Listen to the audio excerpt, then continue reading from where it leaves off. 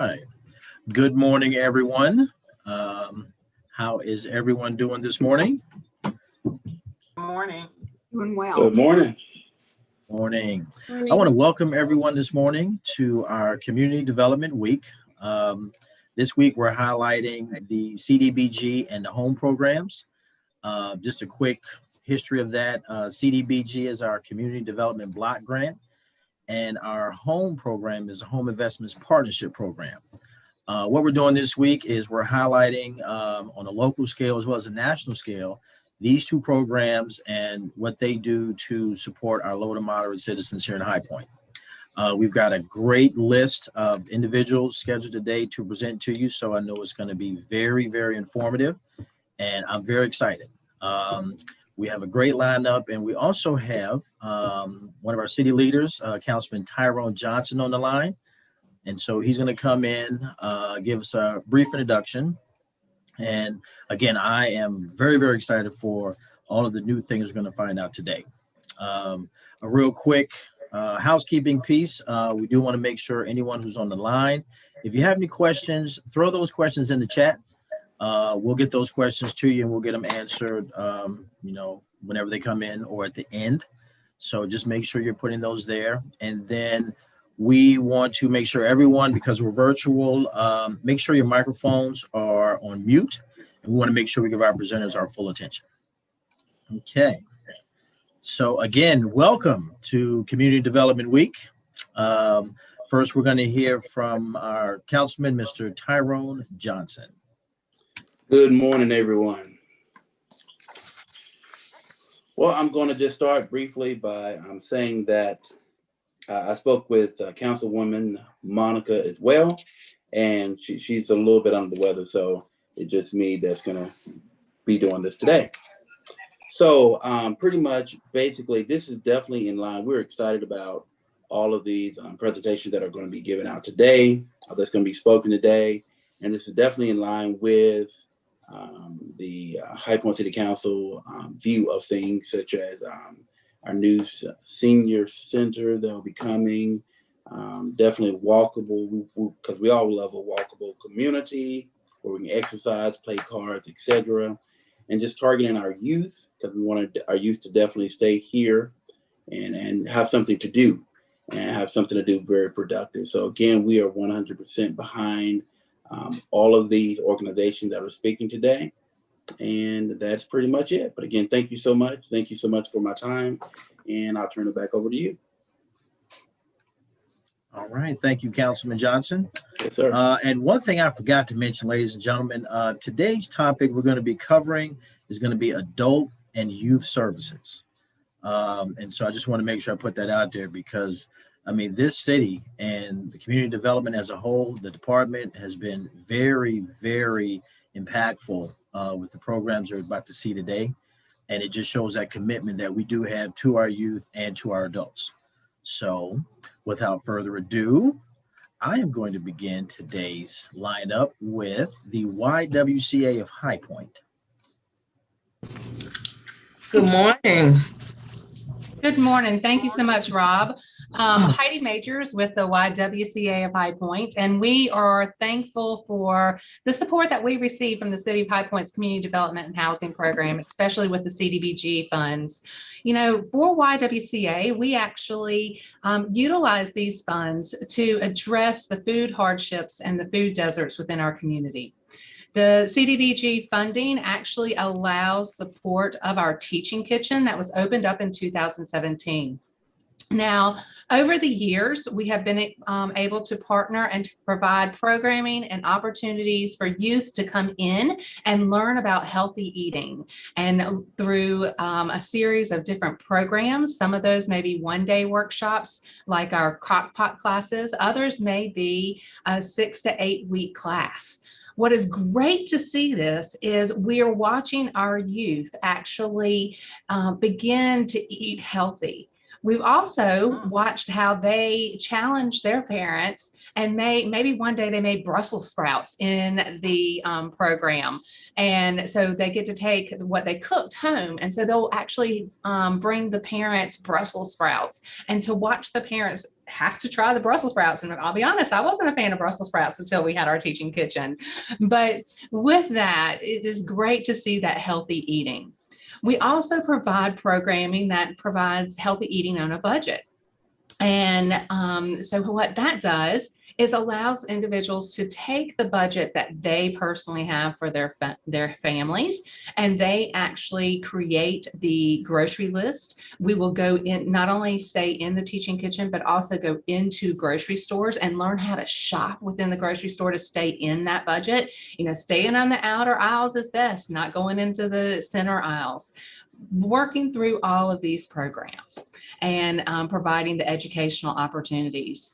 Over the support of the CDBG funding and our grant last year, we actually had 95% of the students and parents actually state that they were eating healthier at home. And we also were able to challenge individuals to think new ideas. Who knew you could make a cake and brownies with black beans? I know several of our Citizens Advisory Council were really curious about that. And so we let them provide a tasting one night at their event. And really, black beans do make a good brownie there. So it's about being creative with the food that we have and providing healthy outcomes. What we're really excited about with our programming this year is we now have this tower garden that Kiwanis Club has given us. And so now in our classes that we're going to be teaching with the CDBG, with our students here at YWCA, they are learning how to, make green smoothies out of the items that from this tower garden. We additionally are getting ready to transition that garden into a salsa tower. So the youth will actually learn how to make salsa and grow their own vegetables to make that salsa. All this is going to be happening with the support of CDBG funds and community efforts that are going on. During COVID, we actually were not able to have as many community programs come in, but we did work with our membership as well as our after school care and extended learning programming to keep the programs going. But we also partnered with Second Harvest Food Bank and other groups to allow them to come in and do videos, which we then took out into the community. And so individuals were able to watch virtually the series of classes that they were to register for. Or we held Zoom classes with our maternal health families so that they could also learn the value of eating healthy during this time. Many don't realize, but what you put into your body also affects how you may feel physically, emotionally. And so we want people to take that opportunity to really focus on eating healthy for their lifestyles. We understand that there are opportunities where there are hardships. So how do we utilize the foods that we have? How do we grow the foods that we have? And to create the opportunities for individuals to better within the community. As we begin to open the facility more, we're excited about more classes happening, not just virtually, but in the facility itself. And so just be sure to watch our Facebook page or website, and you can get involved with some of these nutrition classes that are going on. Again, thank you to the Citizens Advisory Council of CDBG funding for the support of being able to provide these opportunities. All right, thank you, Heidi. And I will say, as a Citizens Advisory member, that black bean brownie was fantastic. And she's absolutely right. If you guys ever get a chance, you need to go by and get them, because those things should be in grocery stores. But I'm biased because it was great. But again, thank you, Heidi. We appreciate all you do, and you're definitely, having an incredible impact on our youth. And, we appreciate all you guys do at the YWCA. So thank you. Thank you very much. Thank you, Rob. All right. So we'll just keep moving along, folks. Up next, we have the YMCA, and we are going to be speaking not to the executive director, but we've got a Miss Gwen Burris on the line. Ms. Burris? Good morning. I am Gwen Burris, Program Coordinator for the Carl Chavis YMCA. Carl Chavis Y is a heritage YMCA that serves low to moderate income youth and families through both traditional and non-traditional programs and activities. The Y, through a partnership with the High Point Housing Authority, sits in a Hope 6 community. Chavis Y is not the regular Y membership Y, but more of a mission Y with programs and activities that are specified, designed to meet the needs of the population we serve. The YMCA mission is for youth development, healthy lifestyles, and social responsibility. Community development block grant funds have provided the opportunity for Chavis Y to fulfill this mission while investing in area youth, seniors, and families through programs such as Just for Real magazine. And this program provides the opportunity for youth to write, edit, and publish a magazine. The youth were able to develop, enhance their reading, writing, marketing, and selling skills. They designed the cover, wrote and edited articles. They took pictures and did the layouts. Marketing included going out and selling the magazines. The CDBG funds also allowed us to set up a media program where youth could make their own videos. They completed interviews in the community, edited and produced finished products for community events, school activities, and family and social gatherings. And our senior club, it allows seniors to come together to socialize, learn, and interact with each other, giving them a place to come to combat loneliness, depression, and other ailments that come from being alone. They always enjoyed breaking bread together. So we are thankful for the funding we have received in the past to help facilitate these non-traditional Y programs. The CDBG funds help to offset the cost, thus making these programs free to the participants, which removed a barrier and allowed for greater participation. So we congratulate you as you celebrate Community Development Week. Thank you. All right, thank you, Ms. Burris. And I have a little instability. Can everyone hear me? Yes. Okay. Hi, Rob. Before you go on, I have a question for Heidi, if that's okay. Sure. All right.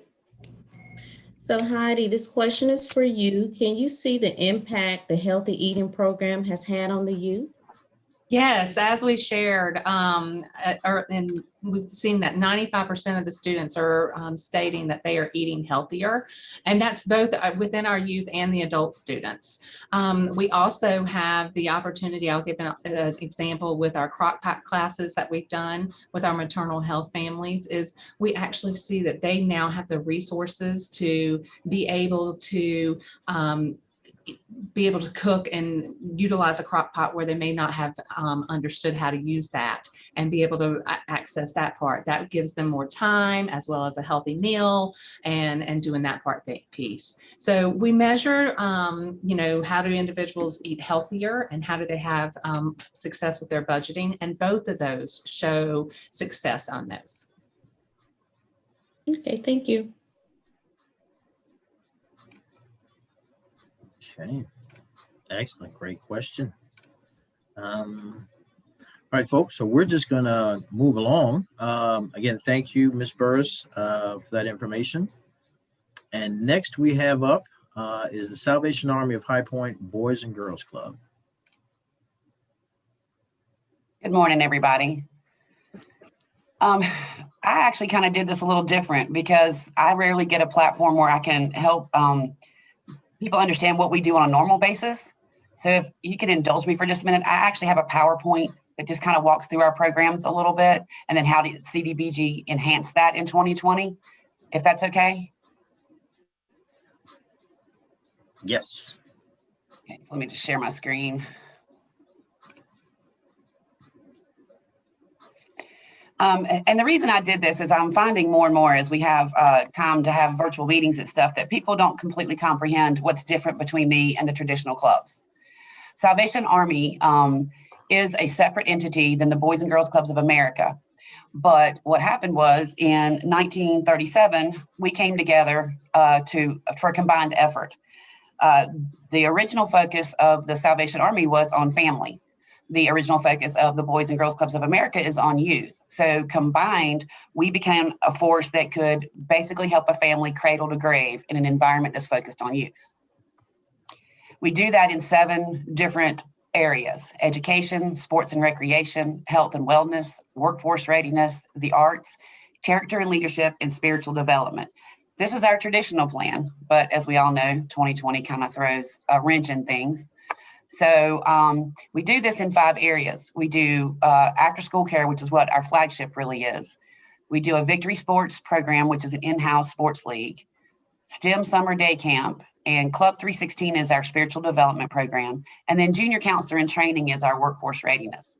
We take our kids that come up through the club, we offer them an opportunity when they turn teenagers to train on the job to be counselors, and then we actually hire them. I have 3 that are being hired for summer camp this year that have gone through this program in the time that I've been here, which is almost 6 years. So they started out as kids in elementary, and they are now to the point of getting a job with me this summer, and I'm extremely proud of that. So March 2020 rolled around.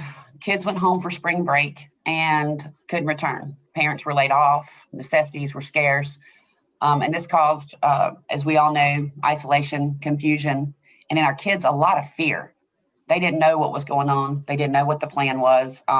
So we had to respond and adapt. At that point, what we altered our programming to do was we called our families for needs assessments. We gathered supplies for donations from community partners. An overwhelming amount of community partners stepped up.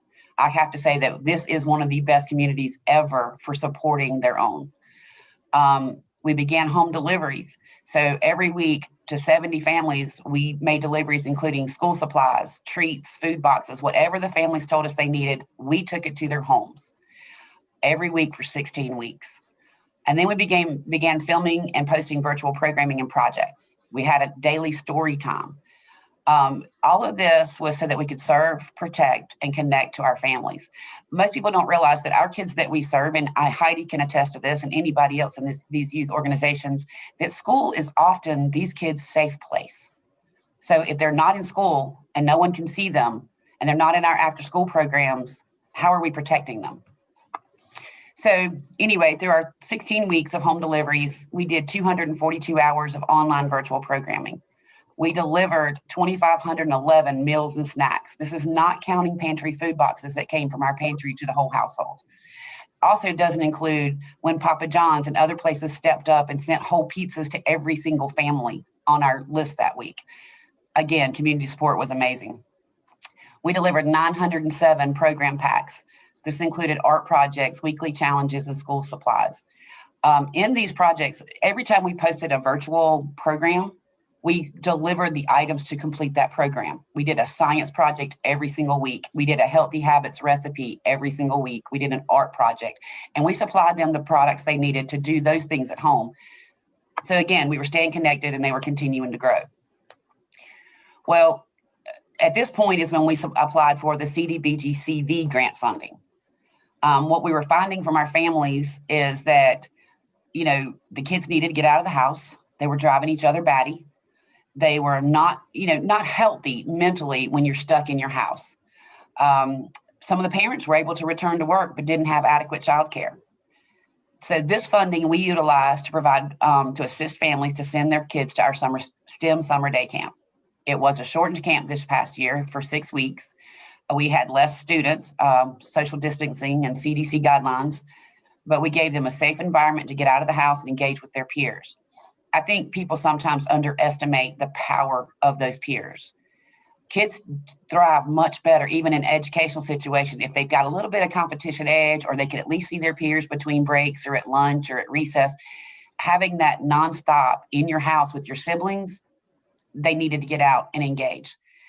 We provided an opportunity for additional education programming in a fun way. So the kids who really didn't have a substantial semester in school, we were able to take that summer programming, add the educational twist to it. They had a lot of fun, but they were still learning. And we tried to catch them up in some ways. We also offered an alternative to 30 youth that summer that were experiencing homelessness. So if you've ever been in a homeless shelter, as nice as they try to make it, and as great a job as Antoine does at the Center of Hope, for a kid to be homeless and then to have to be stuck in that environment all day for weeks on end is just debilitating. So we were able to provide complete scholarships for every child that came to our summer camp, and this did include 30 homeless children last year. We also, from that point, moved forward and provided remote learning to 30 plus kids that were not otherwise served for funding in this. So what happened next was, after STEM Summer Day Camp, and let me just give you some stats really quick. 80 youth attended our summer day camp for 6 weeks. We served over 4,000 healthy meals and snacks. We served breakfast, lunch, and dinner every day at no cost to these families. We did 300 plus hours of fun educational programming. 70 different youth took swim lessons in our pool in our backyard, which otherwise wouldn't have been an option for most of those kids. And we had 3 junior counselors in training that had combined 700 plus service hours for the summer. That's a pretty good summer in 6 weeks. So during that time, we did gardening, swimming, math challenges, outdoor games, arts and crafts, healthy meals and snacks. We have a program called Healthy Habits, which is pretty awesome. These vegetables they grew in the garden, we can something every year and we teach them how to cook those vegetables. So last year we actually made pickles because that was one of the things we could be less hands-on with and everybody could kind of have their individual space. The year before that, we actually made pear preserves. Not sure what we're going to make this year, but we've already ordered the cans and jars. We're ready to teach them how to can some more this summer. We did safe social engagement. So we found ways to be creative with the kids still in mass to still have a good time and interact with their peers. And everything was education-based. And then we did some physical fitness challenges because let's face it, I was a couch potato after being home for a few months with COVID. So the kids were struggling to get active again. And most sports leagues were canceled last year. So they weren't even getting that engagement. So we tried to add some of that into our summer day camp. That led to the new challenges that happened at the end of summer, and schools were trying to make decisions about kids returning to their buildings. Parents were left in limbo without childcare or education assistance often. Some of our students were still behind from previous spring semesters. Some parents needed to work to provide for their families, but had to make a choice. And often that came at the sacrifice of our students. School is also, as I said before, a safe place for many kids. There is a need for them to have contact with outside adults who can keep an eye on them, look and see if they've got any additional bruises, see if there's something in their mood that's telling them there's something wrong. And a lot of these kids were struggling with online options. They just couldn't log in on time. I talked to several parents. I have one parent who has 5 children. She's a single mother. So even being at home with her kids, 5 different schedules on 5 different live remote learning sites was crazy hard for her to handle. But she's a single mom. She's at home because she got laid off from her job. So how does she afford to put her kids into a program?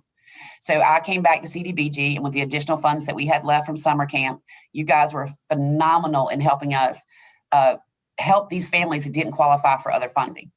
For those who don't know, Guilford County did supply some funding for a weekly stipend for kids to go to remote learning sites, which was hugely helpful. But it did not include middle schoolers. It did not include, if one of the questions on the application was, does every adult in your house have a full-time job? If the answer to that question was no, you did not qualify for that funding. We have kids that live with retired grandparents. So if they answered the question honestly, they didn't qualify. So the CDBG funding stepped in and helped me with those 30 plus kids that needed that support and needed to be here. Again, we had to adapt to support our families. All Day Enrichment Center facilitators, we were facilitators for teachers. We provided healthy meals, extracurricular activities, and support. We provided computers and headsets because initially not every child was given that. And we advocated for our students, specifically the IEP students, learning challenges, kids with therapies or tutors. They were allowed to do that here in our building, and we helped facilitate those scheduling conflicts. And I actually have their own PowerPoint up here. This one, the other one had a whole lot more pictures, so I apologize. I have a rough draft on here. Anyway, all of this was made possible with community development block funding. What's next? STEAM Summer Day Camp. So as we've continued to do needs assessments, and we know we're going to move forward with our summer day camp, we did add arts and music extension to our camp this year. We've always done a little arts and crafts, but this year, every child that comes to our summer camp is going to get music lessons on an instrument. We have found that kids that were not getting the extracurricular that they needed this year, not quite as confident. They were struggling to stay focused. I think they need that other opportunity to balance them out. So we've decided to kind of go all out with our music and arts this year in our summer day camp. We're going to again do gardening, healthy recreation, and safe social interaction.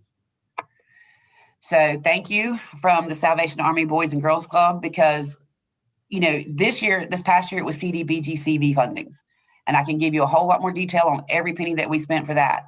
But CDBG has been supportive of this program as long as I've been here. So all of these programs that we have built over the past 5 or 6 years started in some way with CDBG funding. So thank you very much for all of that.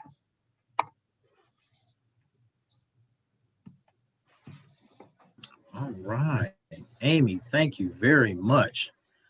Now, hey, ladies and gentlemen, you just heard it right there. That is the epitome of Community Development Appreciation Week.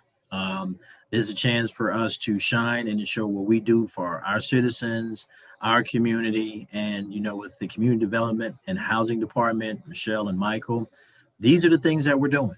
We're reaching out to our partners. We're making that impact that really makes a difference for our youth in this city. So again, Amy, my hat's off to you. You guys are doing a great job, and we thank you for all that you do. Couldn't do it without you guys. Thank you. All right. Ain't nothing like being a part of a winning team, is it, gang? There you go. All right. We're going to continue on, and our next presenter will be the Mental Health Association of the Associates of the Triad.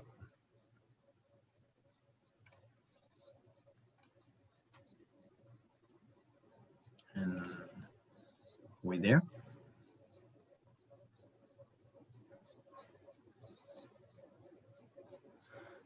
Is that better? There you go. All right, thank you. I do want to tell you a little bit about our agency, because we're finding that, we're sort of a hidden gem that some people don't know about. We've actually been in the High Point community for 53 years. We were started back in 1967, as a result of a citizens group, and our roots were in advocacy. We were primarily an advocacy organization. There was very little going on at that time for individuals that had a mental illness, and there was a lot less that was understood about mental illness. So for the past 20 years, we have been primarily a service provider. We have never forgotten our advocacy roots, and we still do a lot of advocacy. But we are also one of the community leaders in terms of mental health services to adults. And we do that through 4 different programs that we run. We have our Destiny House program and our day activity program. Those are programs that we run for adults with severe and persistent mental illness. We are the only agency in the High Point area that runs a program of this type for that population. There is one other program that is in Greensboro that is similar, but not as old as we are. So we're very glad to be part of that and to fill that community niche. We also have traditional outpatient services so that if people are dealing with depression or anxiety or any of the things that they actually run the whole gamut from, say, maybe depression to some of the more severe mental illnesses such as schizophrenia or bipolar disorder. And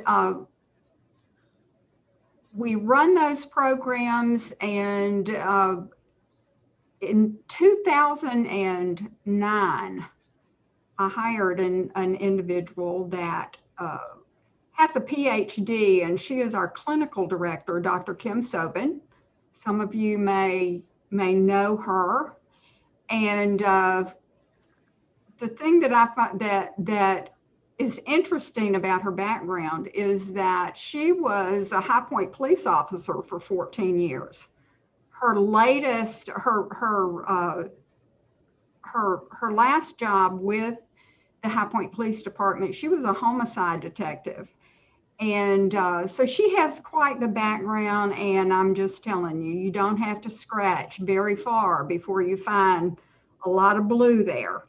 So she was an incredible addition to our staff. We developed what we call, our in-house court services program. And we are working very closely.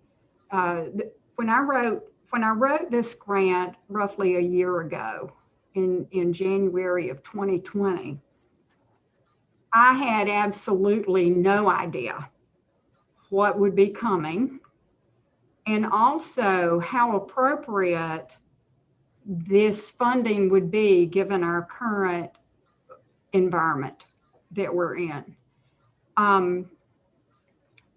We started off with that program in working in consultation with the court system, with mental health and drug treatment therapeutic courts. It has now expanded so that we are working in the community with people who are incarcerated. And our agency is the only agency that is willing or has been sending a licensed professional into the jail to do an assessment and to make recommendations. We work a lot with the Guilford County Sheriff's Department, the High Point Police Department. We work with the courts in High Point and Greensboro. And it's just evolved. Because of time limits, I can't tell you all the steps, but it evolved to the place that about a year ago, we were approached by the Guilford County Sheriff's Department about, they had received a grant and they wanted us to work with them to provide more of a handoff for individuals who were incarcerated and who also had a diagnosed mental health issue. So this is going to be an ongoing program, and it was what I wrote the grant for the CDBG funding. So I want to tell you specifically how that fits in. The grant with the Sheriff's Department was for purposes of us hiring a peer support specialist that would work in the jail. And the peer support specialist would actually begin working with that person on an individual basis while they were incarcerated. And the Sheriff's Department pays that person's salary. And what the mental health associates do, what mental health associates at the Triad does, is we provide supervision, we provide oversight, we make clinical recommendations, and we handle that piece of things.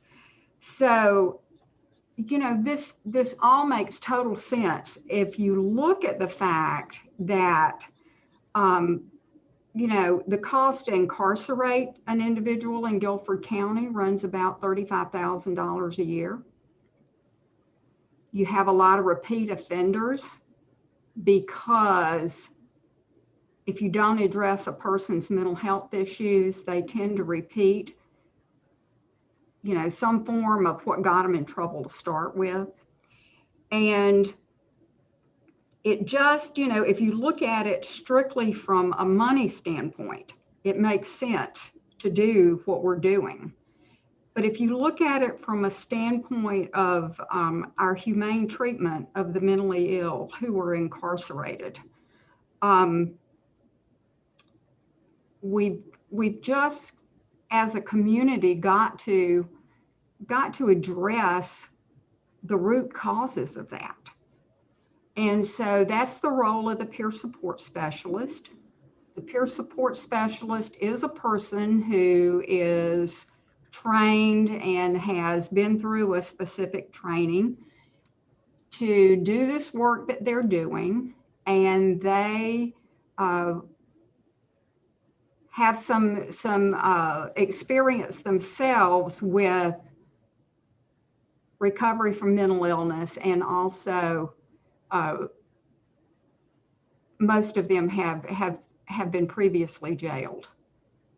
And so we've been able, through the CDBG funding, to propel this program forward. And it meets the need that, you know, needs for our agency that were not addressed through our collaboration with the Sheriff's Department.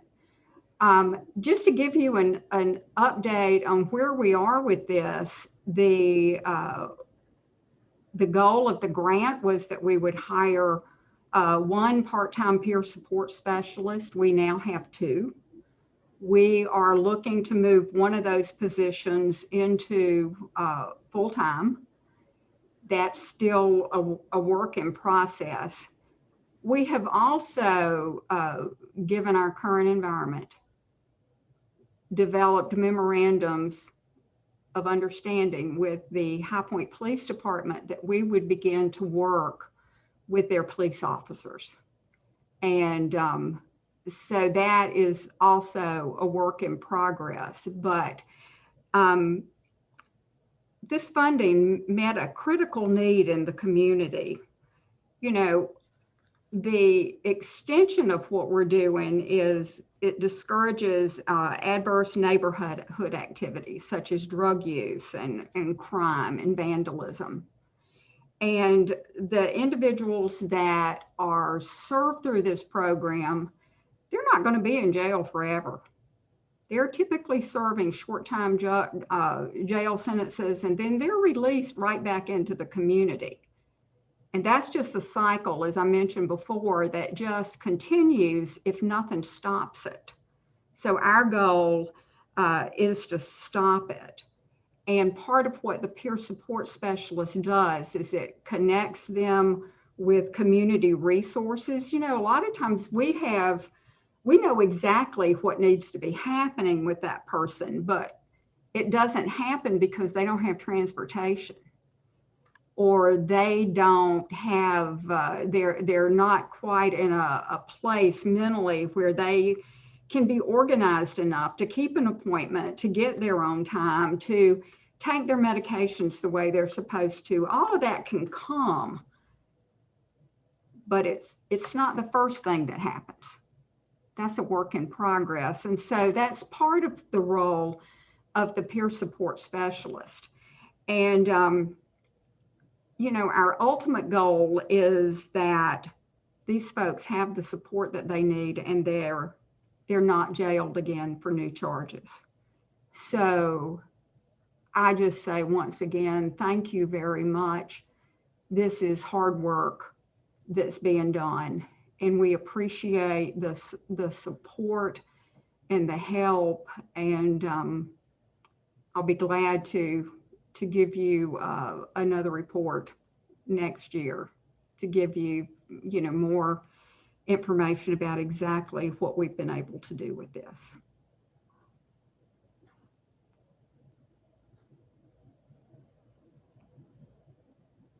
All right. Thank you, Ellen.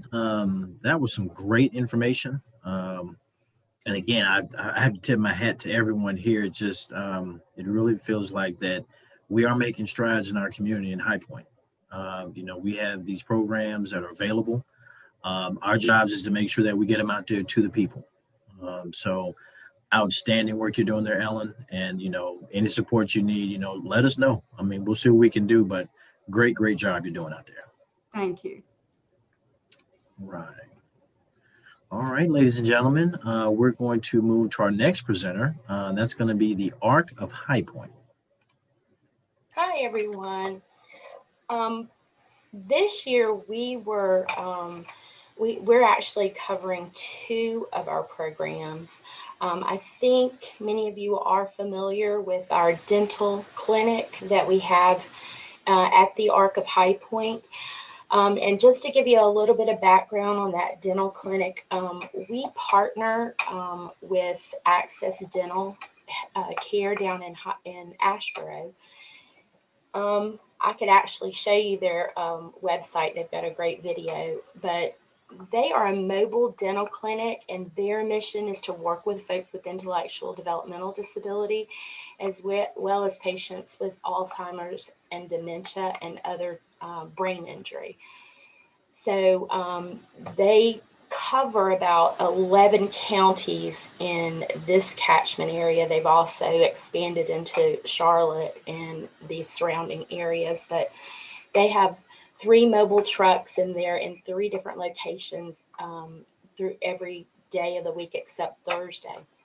And they come to our location the first Monday of every month, and we're actually adding dates throughout our month to eliminate some of our wait list due to COVID.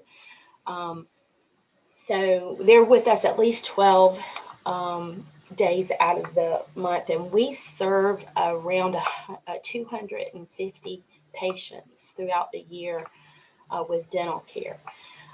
Just to give you also a little bit of background, most of these patients, it's very difficult because they have Medicaid to get served in a community dentist.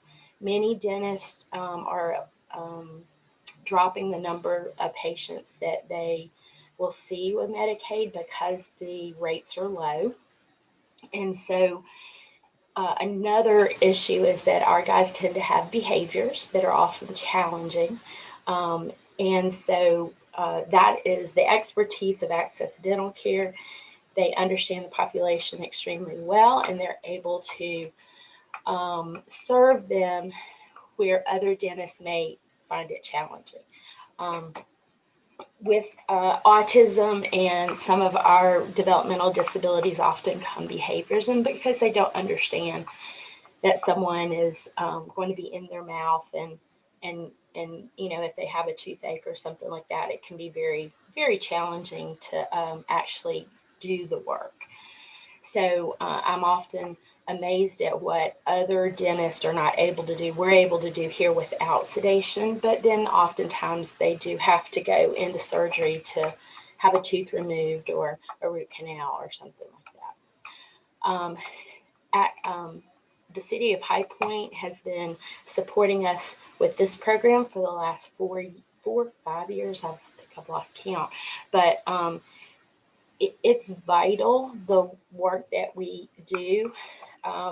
Access Dental Care comes in and they actually provide the dental service, but what we do at the ARC is all the paperwork, all the Medicaid paperwork. We schedule, we make sure that the clinic runs smoothly. Because the rates are really low, it's really important that everybody shows up. We have to make sure we're getting everyone in that we've scheduled to get in. So Laura Sturgis actually runs that program. She does a beautiful job. Her dropout rate is very low. So we because she makes multiple phone calls and makes sure that staff or family are bringing the folks in, we are very successful there. So for that, we cannot thank you enough, because it's very difficult, we have found, to find grant funding for not the service, but the scheduling, the front office part. And we just can't thank you enough for that support. Secondly, this year, 3 years ago, we started a day program. And we had requested funding for that program for this year. In our world, after a person graduates from high school, there's really not a lot of programming for an individual in the community. And unless they have a job, or unless they have go to post-secondary, there's really not a lot for them to do. So our day program started 3 years ago. It's called Wild and Free. I hope you guys have seen on social media all the wonderful things that our staff is doing with our guys. But what our goal is for them is not to be here permanently, but to help springboard them into going on to post-secondary, to find a job in the community, or really just to have some success in life, so that they're able to transition from high school to adulthood. We've had so many success stories with this program. We've had folks that have gone on to, we had one young man who had a total fascination with ceiling fans, and we were able to get him into community college learning how to repair motors, and he now has a job working in a small shop repairing ceiling fans. Who knew you could find a job for someone to repair ceiling fans? But as long as we're helping folks earn an income and learn to live independently, that's the other part of our program. We are teaching, we've got a garden, we teach how to grow food, how to cook food, how to, learn to call for emergencies. There's a lot of things that our young people don't often learn, that if they were to live in a home independently, they would really need to know what to do in an emergency, or even just washing clothes. We teach how to wash dry and fold clothes. So we're teaching those life skills that we all need to know. We teach how to manage your finances, how to have a checkbook and a checking account. So all of the life skills that they may not often learn in high school, we're teaching those so that they can hopefully learn to live independently one day. We have just this year become a Medicaid provider for that program. So we're now able to fund folks who have Medicaid funding. And but without the support from the city of High Point, we have in our world, many of people with IDD are on a waiting list. They have to wait for a funding stream to come along. And the list is long. In Guilford County, there's over 1,500 people on a waiting list. And with IDD, and those are the folks who know to be on that waiting list. Probably double that amount are not even aware that they could be on the list. So we do a lot of, we help families understand that system and get on that waiting list. There's a huge push right now legislatively for North Carolina to add an additional 1,000 waiver slots. And we're hoping that that passes, that the governor signs off on that. But even 1,000, we have 1,500 right here in Guilford County. So this program, the majority of our participants pay privately. And so the funding that we get from this program helps support folks who would not have the ability to pay. Our private rate is $35 a day. So it really does help. Our funding is primarily to pay for staff, but those, if they're not paying their rate, that's what would pay our staff's salary. So it really is so important. We have a lot of folks in High Point who have the need to come and learn and live independently or learn to have a job. So we really do thank the city of High Point for all the support that we get throughout the year. Thank you so much.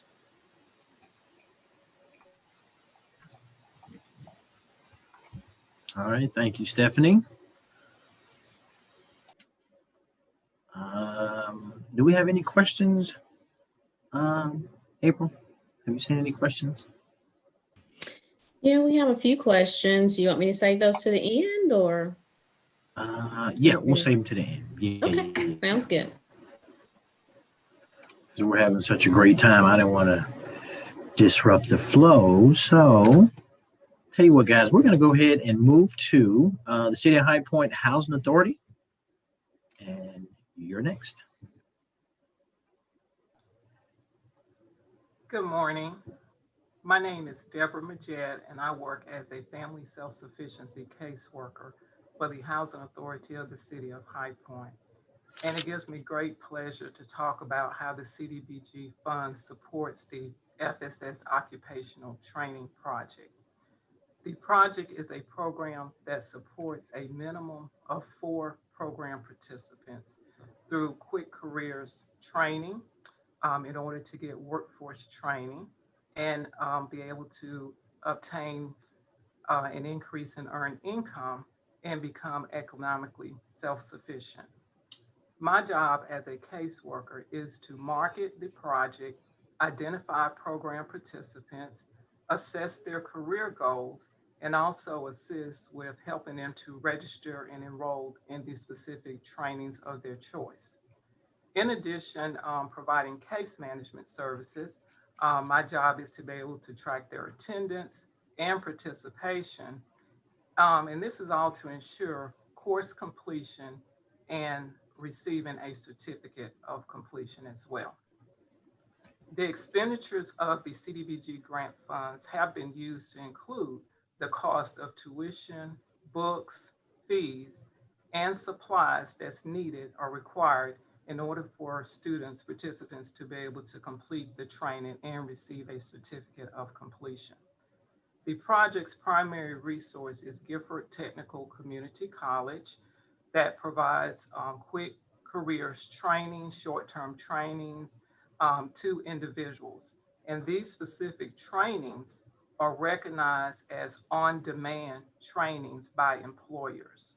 Many of our program participants since the inception of the program have opted to go into healthcare related careers.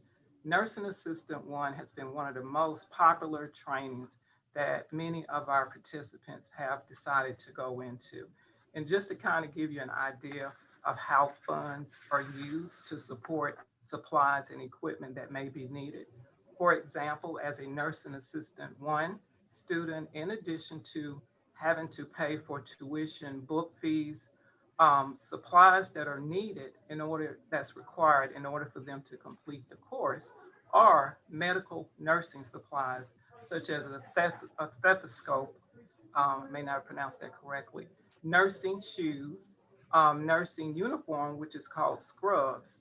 And then after having that accessible, after they complete their training, they obtain their certificate, then they have to go and sit for the state board test. There's also a fee required for that.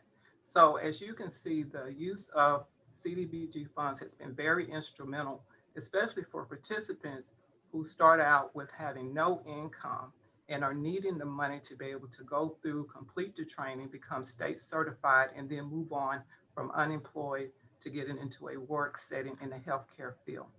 So again, the FSS participants who successfully complete the program, they have the opportunity to increase their earned income and enhance their ability to become financially self-sufficient. In addition to that, the participants have the ability to increase their earned income, and this will aid in fostering economic stability and reduce their need for government assistance and overcome any barriers that may prevent economic self-sufficiency. Since the inception of the FSS Occupational Training Program, which was in 2013, just to kind of give you some stats, the number required was 28. However, 42 Family Self-Sufficiency Program participants have completed the program. And out of the 42 that have completed the program, 32 have increased their level of earned income. Based on the number of the participants required versus the number of the participants who actually completed the program, this equates to an overall 150% success rate. As CDBG funds were available during the time specified, the project has been successful in serving more than the required minimal number of participants. So the support of the CDBG grant funds has significantly contributed to the success of FSS participants, increasing their level of earned income and obtaining employment. In addition, the CDBG grant funds have demonstrated a positive impact on economic growth and development for our community.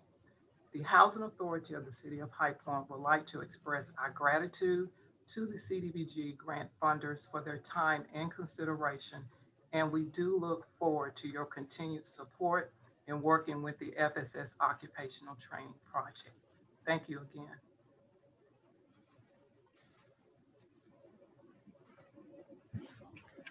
Okay. Thank you very much, Deborah. We do appreciate that.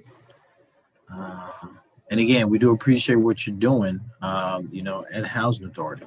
Thank you. I think there was a song that said that children are our future. And so everything we can do to, support our youth, it just makes us, a better community moving forward. So again, thank you, Deborah. All right. And up next, we have the Piedmont Health Services and Sickle Cell Agency. Good morning. I think originally you were slated to have Monica Summers, who is our program director in the High Point office. But unfortunately, Monica texted me this morning and shared that she was having some health issues that required her to go see her doctor immediately. And Monica, being Monica, told me that she was going to probably be back at the High Point office by 10 o'clock. I think she forgot how time-consuming things can happen at the doctor's office, and she went to see the cardiologist. So I'm not sure why Monica thought she was going to get into the doctor and back to the office. So I just said, well, send me the PowerPoint and I'll do my best. So she did send me her PowerPoint, and I'm going to share it with you because she did it, and I don't want it to go to waste. So that being said, I am Kathy Norcott. I'm the Executive Director of Piedmont Health Services and Sickle Cell Agency, where I have had the distinct honor of serving as a part of this team for the last 44 years. I have been in the position of Executive Director since 2016. Monica has been with the agency for 21 years. Monica came to the agency as an intern from UNCG, and I tease her and tell her she stole a job because she saw that we had an opening, and she asked, could she apply, but she didn't ask me. She asked someone else. And because she had worked in a different program, they gave her some misinformation. And then when she asked me, I said, sure, you can apply. So then I talked to the ED because my attitude is I've spent 9 months in trying to train you and to equip you to go into the workforce. Why should I let you go work for somebody else when you have the skills that I need? It's just laziness on my part. I already had her trained. Why I need to train somebody else? So, but I no doubt that I expected she was going to be here for 21 years, but I'm very appreciative that she is. And as I stated, we're celebrating 50 years. We're 51 now. COVID kept us from having the grand finale. I wanted to celebrate every month last year just to celebrate 50 years, but COVID changed our minds. So, and here, I know you hear a lot about our sickle cell program, but in addition to our sickle cell program, we also have our HIV program, which is the SCOPE program, which is Street Community Outreach Prevention Program. And as I was sitting here trying to prepare what I was going to say this morning, it dawned on me that this was the week of development. And I looked back through some archives, that's what I have to call it, because I realized in 2007, it was through CDBG monies that we were able to reach out to commercial sex workers in the High Point community and to do an intervention with them, which was known as Sisters Informing Sisters on topics about AIDS. So we were able to engage commercial sex workers and to bring them in for 8 weeks. Yeah, the program is 8 weeks long, and talking to them about protecting themselves, the difference between being assertive and aggressive, helping build their self-confidence, and helping them lead to guiding them into another profession other than the one that they had chosen at that time. A number of persons enter into the sex industry because of need, and most of that being finance. And unfortunately for women, we sometimes think the only way that we can get ourselves out of a hole is through our bodies, and that is not true. And so because of substance use, because of mental health issues, because they were single moms, they needed a means in which to get their children taken care of, get their children fed. They had just turned to a way of life that they just thought that was the only thing that they could do. It was always interesting for me to hear when young ladies, especially the young girls, had been, as they say, pimped out since they were 12 or 13 years old. And usually that having occurred because of a family member. So we were able to open the door for many of them to get out of that way of life, to take advantage of some of the job training programs within the city of High Point. And so that was way back in it was in 2007, 2008 that we were able to use CDBG monies for that. And then somewhere around 2010, we had CDBG money to provide what we call the Lunch and Learn program. One of the things that we recognize is that education is key, and it's key for a lot of things. So when we talk about health, if people don't know, they can't do better.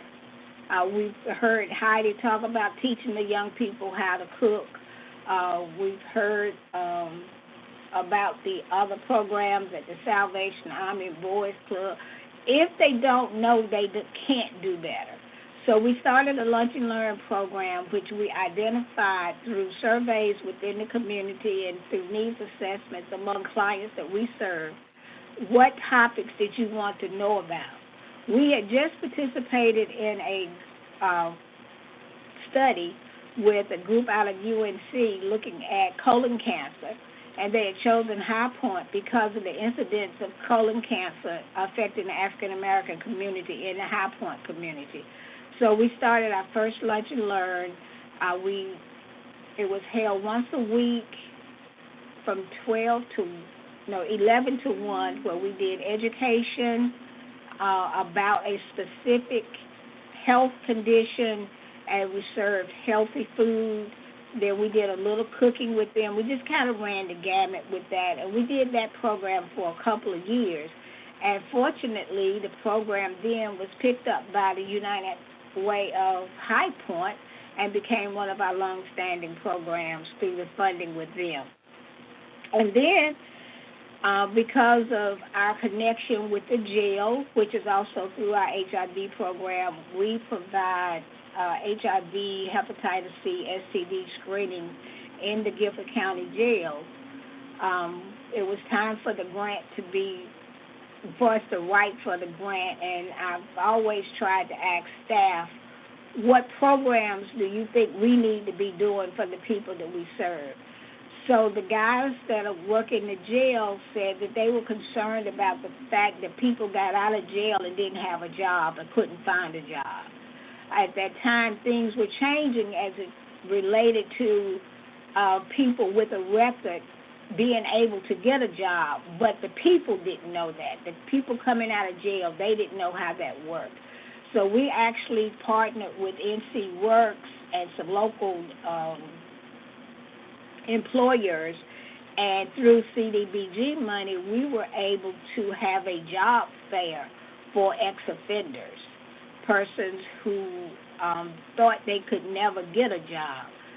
So, and it was much further than just learning how to write a resume. You know, they actually we identified persons who was not requiring a lot. You just needed a skill set, or you could have been unskilled because they were offering OJT. And people actually came to the program, linked up with an employer, and were able to be hired as a result of that job fair. So we have been receiving funding from CDBG for quite a while, and I just didn't realize how long until today. And so it hasn't concentrated on just one particular thing, but we just look at see what other programs we might be able to offer in the community in High Point. When I started 44 years ago as an outreach coordinator, I worked very closely with the health department. And in the area where we are inside the Southside Recreation Center, it used to be the health department.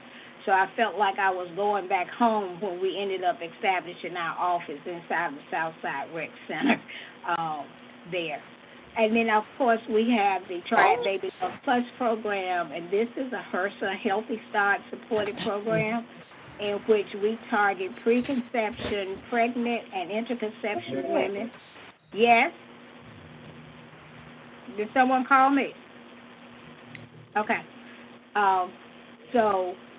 And then we work with the babies up to 18 months of age, and then we also have a fatherhood initiative associated with the Baby Love Plus program. So we work with the fathers or the male partners within the family to get them acclimated to helping to take care of the mom during pregnancy, after pregnancy, being there for their child. And then we have, I think it's 3 single fathers who now have custody of their children, and they are loving the support that they're getting through that program. So sickle cell disease is a genetic disorder. It has many complications. What happens is that a normal red blood cell, which you see here with this slight indentation, when it loses oxygen, it takes on this abnormal shape here, which in 1910, when it was first discovered, the doctor said it looked like a sickle to him, so that's how it got its name. And when this happens, this blood cell gets very hard, brittle, sticky, it clogs up the blood vessels, and it keeps the oxygen from flowing through the body like it's supposed to. The only treatment, I won't say the only treatment, but treatments right now is relieving this, usually through hydration, sometimes through oxygen, relieving the pain through pain medication. For some people, that can be Tylenol or Aleve. Other times is the constant use of narcotics. You may have read or heard that persons with sickle cell disease are just drug seekers, or that they are drug addicts, and that nothing could be further from the truth. But if you've ever had a toothache, you want to get rid of your pain, so you seek some drugs, you seek some relief. And for the majority of our clients, when they're in pain, that's all they're doing is seeking relief. That is what they're doing. So that's a misnomer about them being drug seekers. As a part of our sickle cell program, we do case management, newborn screening. With newborn screening, all babies in the state of North Carolina since 1994 have been tested with an array of newborn screenings, one of those being the hemoglobin screening. And so within 2 weeks of life, we are notified if a baby is born in one of our catchment areas. And we have 19 counties throughout the state of North Carolina that we provide services to. So if a newborn is suspected of having sickle cell disease, we receive a call, we reach out to the parent, and we get the confirmation test done. And once that result is back, we provide genetic counseling to the parent. We start education with the parent so that they can prepare for their child to live a very normal life as possible. When you talk about a life expectancy for sickle cell disease, I don't give one, simply because sickle cell is a very individualized condition, and my oldest client now is 72, and I have had clients to live into their 80s. But by the same token, we lost a child at the age of 3 who was with us in the morning. In the afternoon, they were gone. At 6 years of age, I stood in the hospital room at UNC Chapel Hill with one of our young people who had attended our sickle cell summer enrichment camp a week before, who had suffered from, and since then suffered from a massive stroke and heart attack, and I was there holding her mom's hand when she was disconnected from the life support. So, but in the meantime, there are those persons who have been able to battle through their pain. They've been able to go to school, graduate high school, go to college. I've been to weddings. I've been part of divorces. I've been to baby showers. So I've done the gamut with the patients that living with sickle cell disease. And right now, my biggest bragging point is that the president of Howard University is a person living with sickle cell disease. So that just lets you know that the sky's the limit for persons with sickle cell disease. And we have now our summer camp. We could not do summer camp last year, so we're planning for a virtual camp. It's usually held at the campsite Camp Carefree in Stokesdale. It's 37 years old now. I used to be the camp director. Monica is now the camp director. But every year, if Monica calls and says she needs anything, even an ink pen, a special ink pen, I'm the first to raise my hand so I can go to the campsite and be with the children. I just make up excuses to go to the campsite because I had to give it up, but I didn't want to give it up. You ever had a real paid vacation on your job? Well, going to camp on Sunday and not coming back to Friday, you all, in the woods dealing with these children who, let me say, they're sick when they're sick. When they're not sick, they just as normal as any other child. So we have 6 cabins.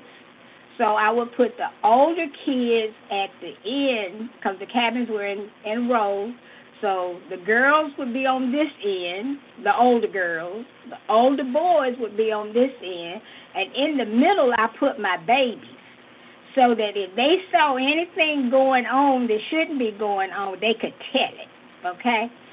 So, but camp is a fun time, and we talk to them about life and helping them develop themselves so they can live. We have motivational speakers to come. We even have a gentleman with Tai Chi He comes and teaches them how to do techniques to help deal with their pain and what have you.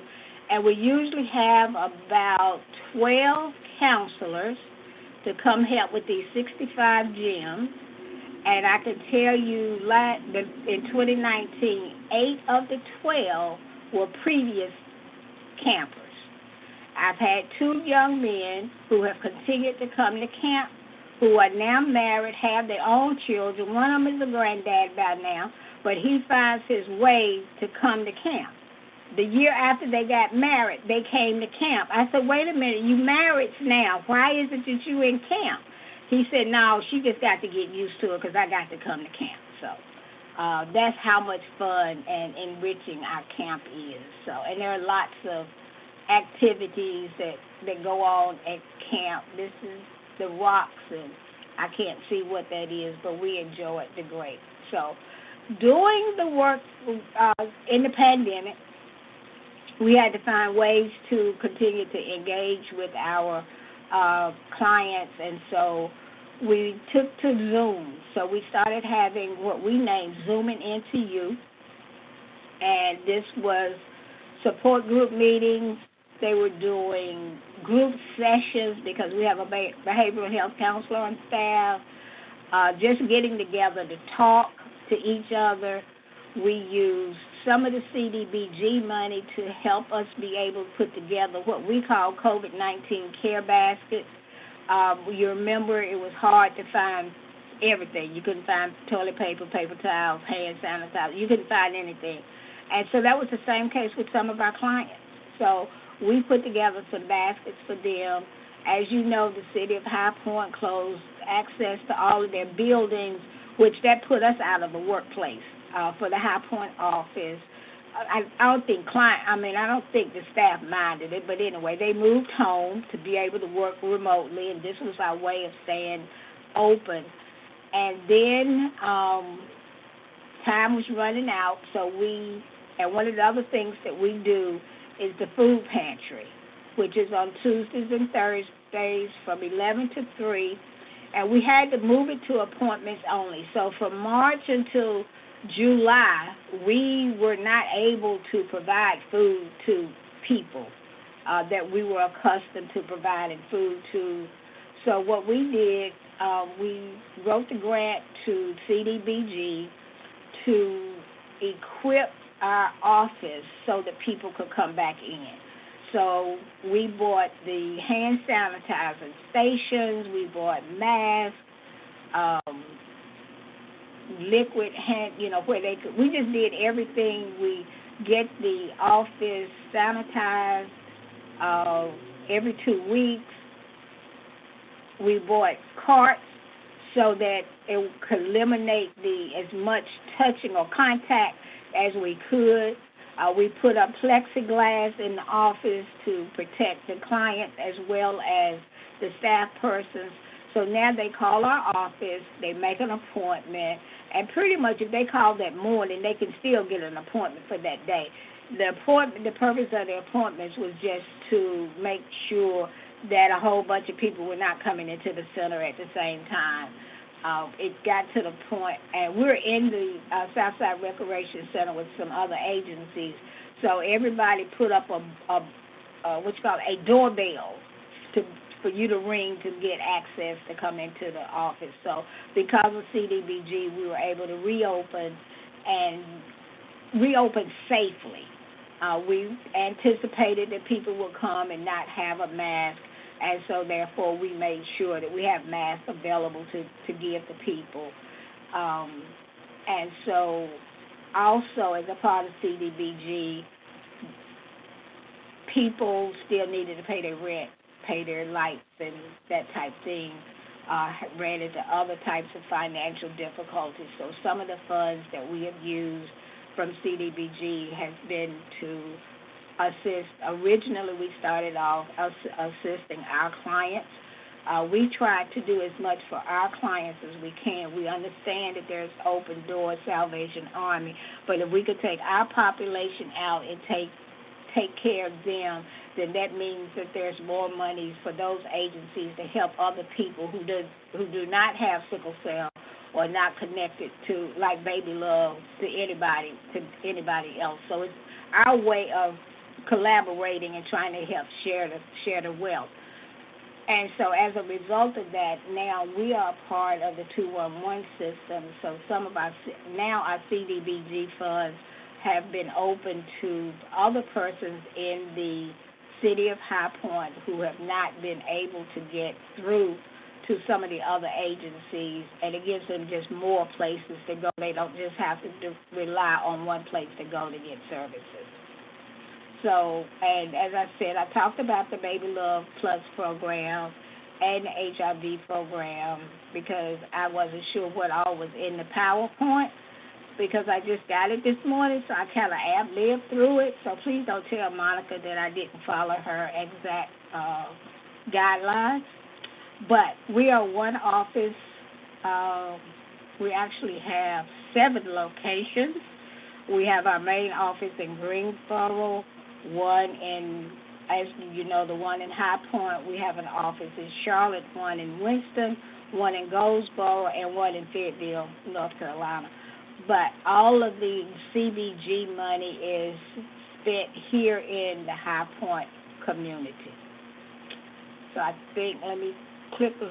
Okay, there's the rest of the offices. See, I told you I didn't go through the whole PowerPoint, but that's it. So that's Piedmont Health Services and Sickle Cell Agency, and I can't say enough about the support of the city of High Point. I appreciate them for all of the years that I've had to work with Michelle and then Alicia and Mike, you know, so we've been around for so long, I'm not sure that we're not kin by now. But I really appreciate all that all of you do, because there's been many times that I've had to, or we've had to reach out to you for our clients as well. So thank you, and I appreciate this opportunity to share with you what we do. Thank you.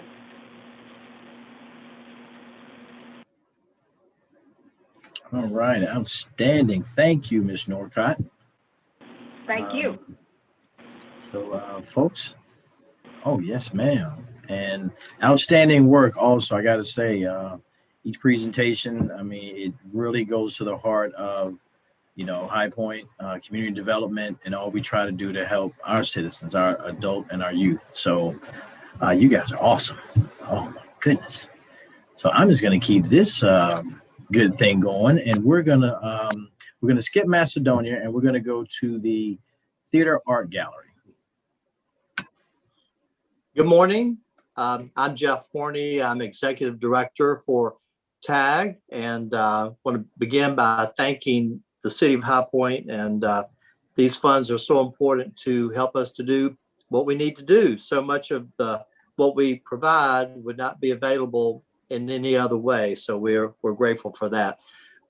We're High Point's only nonprofit organization dedicated to the visual arts.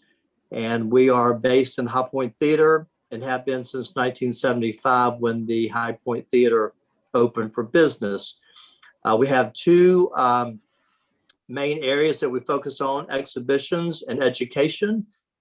Exhibitions are here in the theater. We have 4 gallery spaces that we rotate exhibits about 4 times a year.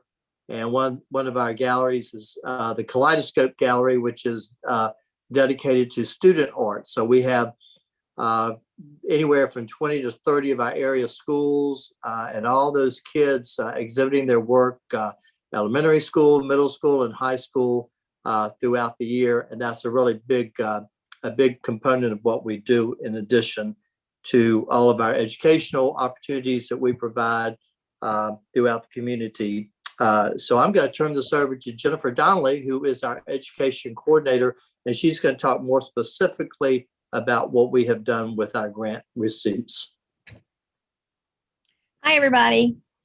I'm Jennifer, and can you guys all hear me okay? Okay, good. I just wanted to talk to you about some of the things that we have been working on here at TAG. Our grant from the City of High Point has gone to our ArtSmart program, which is an outreach program that has been in existence for about 6-7 years. This grant enabled us to expand the program to the Boys and Girls Clubs of High Point on a weekly basis. So this is an in-depth art program. It's beyond what they would be, what the children would have access to in a public school environment. So I do have a PowerPoint for you. So I'd like to share that so that you can see. There we go. So anyway, here is one of our students. ArtSmart is an outreach program from TAG, and this segment, the funds from the City of High Point go directly to the Boys and Girls Clubs. It pays for instructors, it pays for curriculum development, it pays for all materials and supplies. This program reaches 40 kids in 3 different locations. We're at Carson Stout and Ward Street and Southside. In addition, these camps will also pay for, the grant funds will pay for some camps, which will be able to more than double the amount of kids that we reach with this grant to the camp. So we started the year in person, masked and socially distanced. And you can see here, this is one, we're working on one of their projects. We do a lot of things to explore their own identity, their own environment. And so they were working on self-portraits here. And so, excuse me. So this is at Southside, and we had, these are some of the kids at Carson Stout, and they worked really well together. It was a small group. The kids are excited and engaged, and just really, really enjoyed being in person. However, we all know COVID struck in full force again with a surge in November and December. And at that time, we decided that it wasn't prudent for the instructor, myself, to go in between 3 different Boys and Girls Clubs and have contact with 40 different children per week. So we had to come up at that point to continue the program. The kids were very excited about the program, and they were really, really progressing well in their art knowledge and their enthusiasm. So what we decided to do were to create art kits for the kids using the funds that had been provided for supplies. And so these were really in-depth, I guess is the best way to say, is that every art supply they would need is in this kit. And in addition to the supplies, they had, I created videos, instructional videos, since I couldn't be in person with the kids. I created instructional videos. So they had links to YouTube videos that were done for each project, and they had several projects in each kit. And the kids had these kits. They were, and you can see what they looked like here. And these are kits to stay at the Boys and Girls Clubs. They don't go home with the kids. They're to work on there and to work independently. Once we're back in person, hopefully this month yet or next month, once we're back in person, these supplies are still theirs, and this will limit contamination and sharing of materials. And at the end of the year, when the program is over, these supplies are the kids, and they will take them home with them. So they've been taken really good care of. A lot of these kids have not had their own art supplies ever outside of school, so they're pretty excited about that. They have been working on projects. One of them is their All About Me book, and this is where these are some more of their All About Me book. And keep going here. There, this is a picture of that. This little girl is from Ward Street, and what she's holding up is her book that actually opens up into a book, and that is for her to tell her story. And so this has just been a wonderful way for the kids to process this past year. We've heard a lot about today about the isolation and the fear that these kids have in the situation. Their parents aren't working. Everything looks different. They weren't going to school. Everything felt different. They couldn't really be with the peers that they were used to. And so we wanted to show these kids that art is a way to cope. Art is a way to handle your stress, your social, your family stress, to process your environment. And so we geared all the projects, even the projects that were not in person. Sorry, guys, allergy season. Even the projects that were not in person, to help them to process, to work through things that that they're dealing with, and they're dealing with a lot right now. And so this is their All About Me book, and this is one of his Make Your Own Emoji, and one of the other projects. And this was great because, you know, kids are all about, you know, emojis in their phones, but they could personalize one for themselves for how they feel right now. And kids are so creative. They're so natural. I love this one. I don't really know how he feels, but I just love that one. And so, you know, the kids have been working really hard in these. We are updating the art kits on a monthly basis with new activities, new supplies, and to keep the kids engaged. And the clubs are sharing these photos with me. And, you know, and I'm in constant contact with them. We are in the process of scheduling their art camps.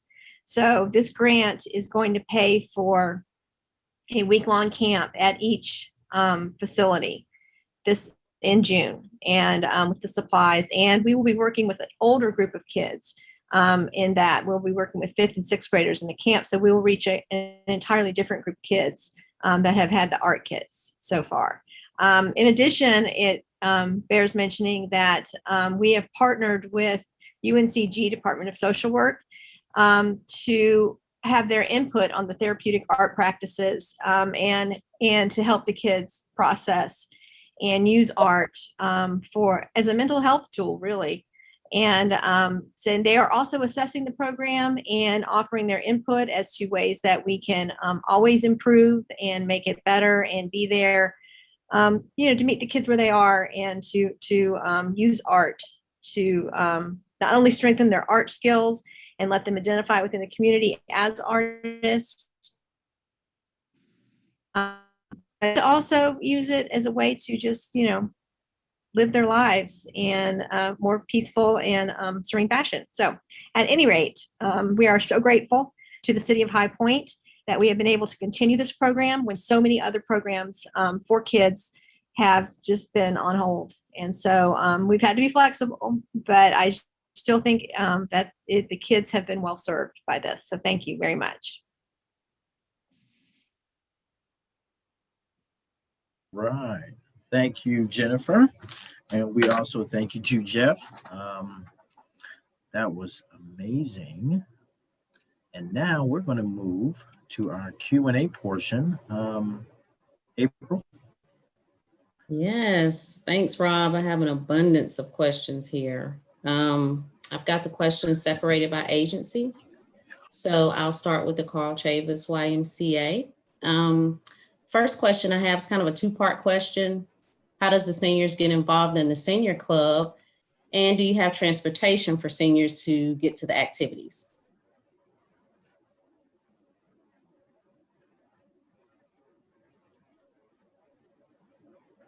Is this Miss Gwen? Are you there?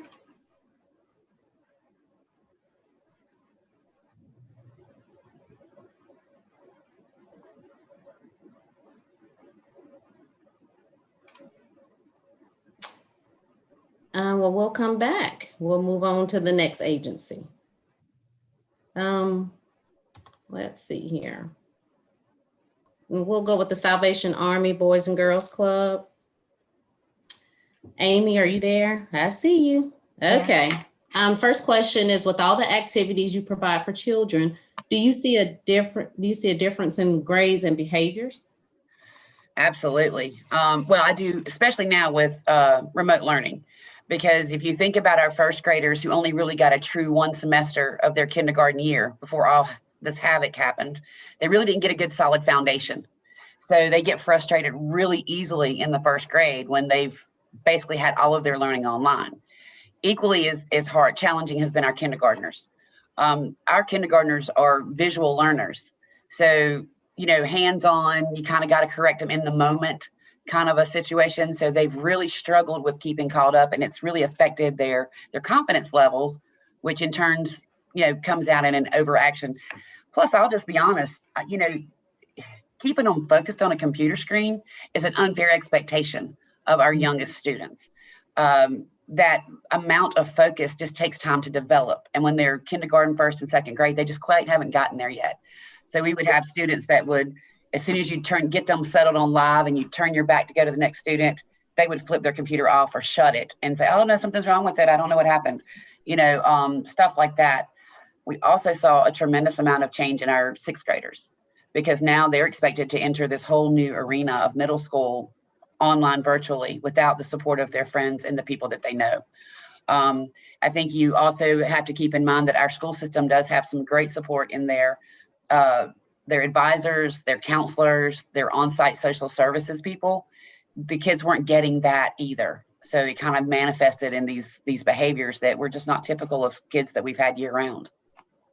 Okay, thank you. Have another question. Do you track students throughout their school years? We do. We actually do that every year. It's been more important, of course, with remote learning, but we get report cards. We get every midterm report and report cards from our kids as part of their requirements for being here, actually. And we do track their progress. It also allows us to see comments from the teachers, so that when we are noticing a behavior here that we might not normally would be with them, we can kind of see how we can track it through the schools. We also attend every IEP meeting. So if our kids are under an IEP plan, someone from my staff, if the parents allow it, will show up to the IEP so that we can support that effort here in the club year round, not just when they're in school. Okay. Do you have a lot of volunteers? Not right now. We kind of shut that down with COVID, and out of an abundance of safety for our students. We actually have a drive-through drop-off process. Even the parents haven't been in the building since, oh my goodness, since last year. So we're looking forward to actually opening the building up this year. They can see all the remodels that we've done, and especially our teen center. Something I didn't mention before is with remote learning and that abundance of kids that came out of the woodwork, a lot of them are middle schoolers that were seeking help. We just didn't even have the space to handle those middle schoolers without them feeling like they were boxed in with a bunch of little kids. So we took two rooms and expanded them and created this brand new teen center that is designed specifically with teens in mind. So the middle schoolers are getting a much better opportunity to be middle schoolers, even when they're sixth graders and haven't had that yet. Of course, most of you probably know our building got hit by a tornado a couple of weeks ago, and we're still not reopened to our remote learners. I would like to say thank you to all of our community partners that stepped up and took our children instantly into their programs. So hopefully we'll be open in a couple of weeks when we have a roof on our building. Well, I hope so. That sounds awesome to be able to open and be ready for the kids, and that special thing that you did for the middle schoolers. I'm sure they'll appreciate that.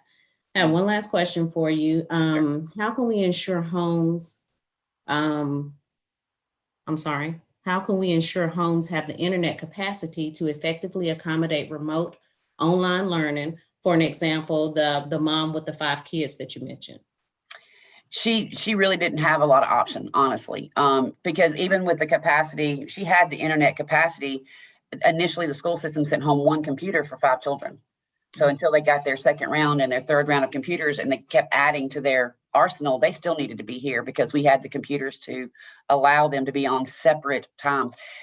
The crazy thing to me, and I think most of us that had remote learning sites would agree, the hardest part was that there was no consistency within the school system. So I didn't find internet to be challenging. What I found to be challenging was the timeframes. When I had at one point 70 kids here, I might have had 5 that had the same lunch break. So it was just a consistent rolling schedule. So that seemed to be a bigger challenge for our families than internet. The school system was rolling out buses, with hotspots, and they were doing what they could. And we were connecting them and paying bills. The Salvation Army as a whole were paying some people's internet bills to get them caught up so they didn't lose it after losing a job and needing it for their kids. But yeah. Well, thanks for all you do. We appreciate it. Thanks for having me. All right. So the next agency is going to be Mental Health Association. It's Miss Ellen, right? Mm-hmm. All right. So the first question I have for you is, does the agency have any partnership with local homeless service providers to help with those suffering from mental health issues before they have interactions with police that result in incarceration? We don't have specific arrangements with, with different homeless agencies. What we do have, through the peer support, is the ability to address those issues. And I know that we're looking at what could be occurring prior to them being incarcerated. As it's set up right now, we don't see them in that early time. So what we're looking at is, across our programs, we have several different just overriding outcomes that we're looking at. And they're focused on psychiatric stability and community integration. And of course, with the case of our folks that are in the court services program, we want them to, we don't want there to be any recidivism. We want them to be free of, any reoffense. So do I think that's needed, April? Absolutely. It's just not the place where we don't meet them in that place. Okay. What we're focused on is just making sure that, they are not reincarcerated. Okay. And these are folks that have a history of mental illness, have a diagnosed mental illness. It's, incarceration is not what they need. Okay. My guess is they've already fallen through a lot of cracks before they get to the jail. Okay. And now, is your agency working with High Point Community Against Violence? We are not working with them.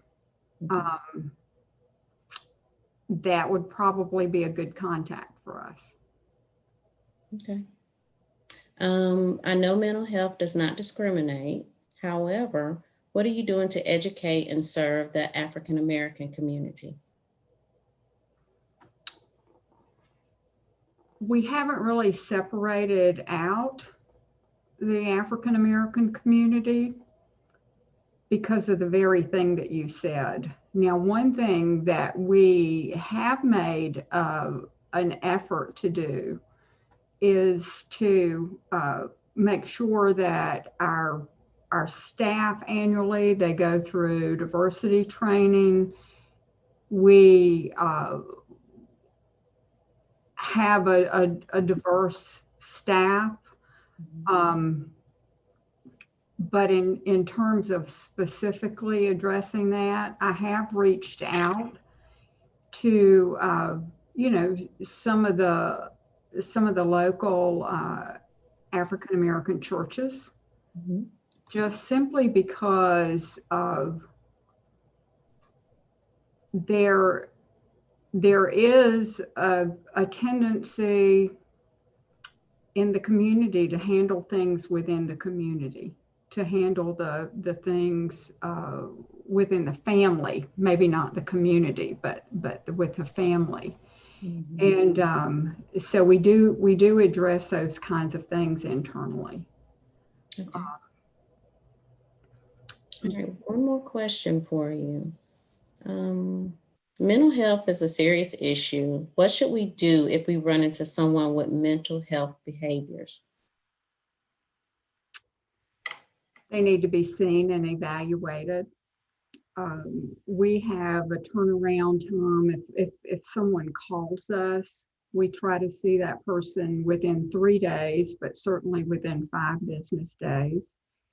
If they're in a crisis situation when they call us, we we either see them that day or we connect them immediately with the place that they need to be connected, and we try to do that type of handoff. But I would say if they're being seen by somebody already, you need to, that person needs to be involved. If they don't have any type care, they can certainly call us. One of the things that I didn't mention previously is that, you know, we're one of the few mental health agencies in the entire area that can see an individual who is among the poor and the working poor. We have funding sources that would allow us to see them, and our policy is that we don't turn people away because they can't pay us. Okay. So I would say pick up the phone and call. Okay. And if you really want to be sure that person gets help, you need to transport them to where they have their appointment. Okay.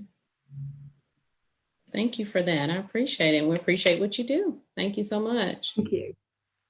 All right, next is the ARC. My first question is, how many companies or agencies in High Point hire individuals that you work with?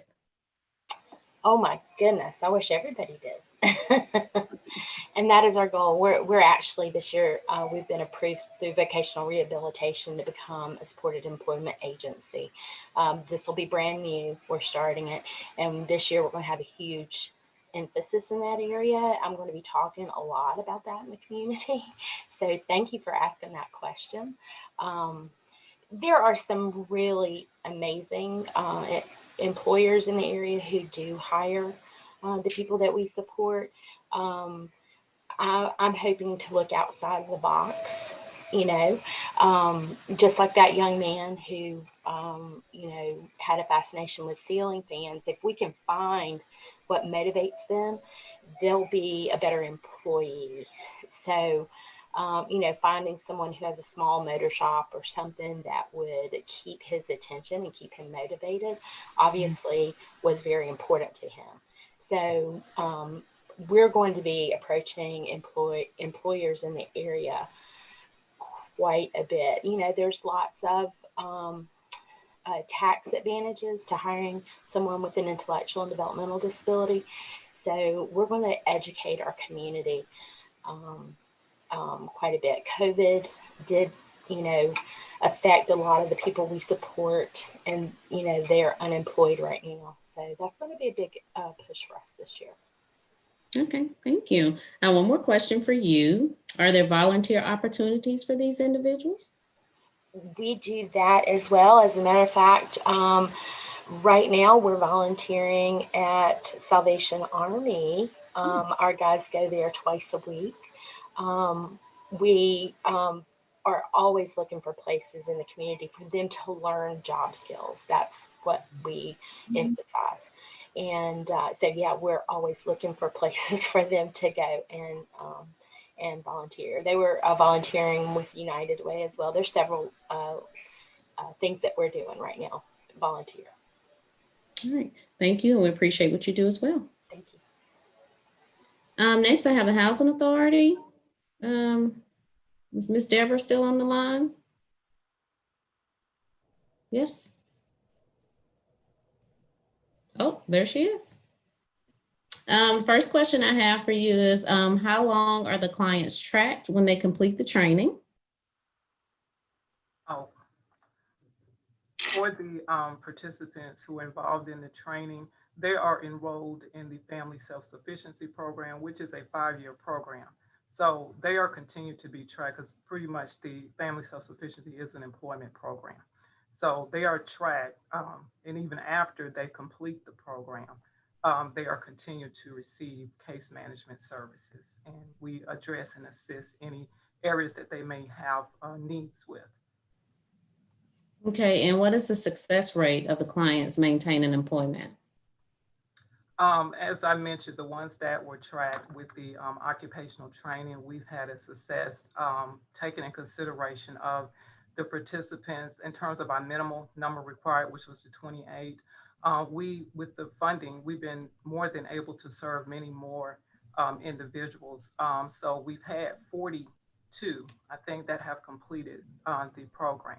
So that when we take in consideration of the minimum required number versus the ones that have completed the program and moved on to gaining employment, again, that's a great success rate that we've had. All right, well, thank you so much. Let me make sure I don't have any more for you. Just give me 1 second. Y'all bear with me with all my questions.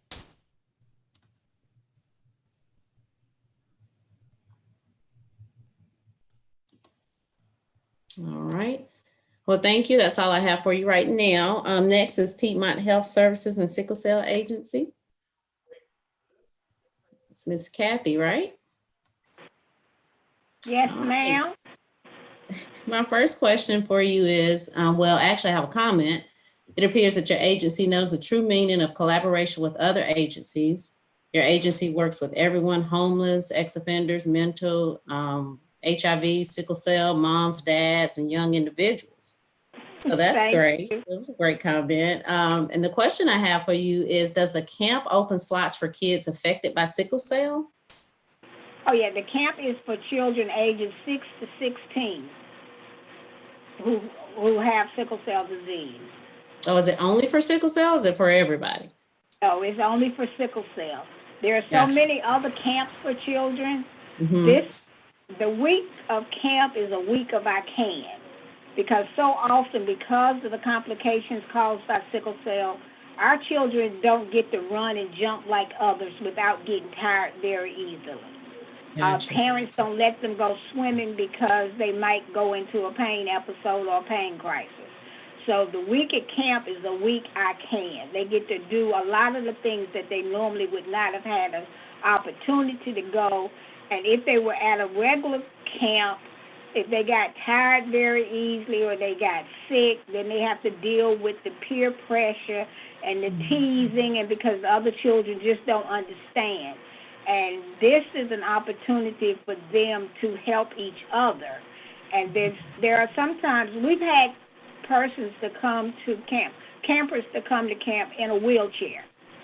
And so then the other ones were concerned that they might end up being in a wheelchair, but the children talking to each other or educating each other was meant a whole lot more than if we were trying to tell them.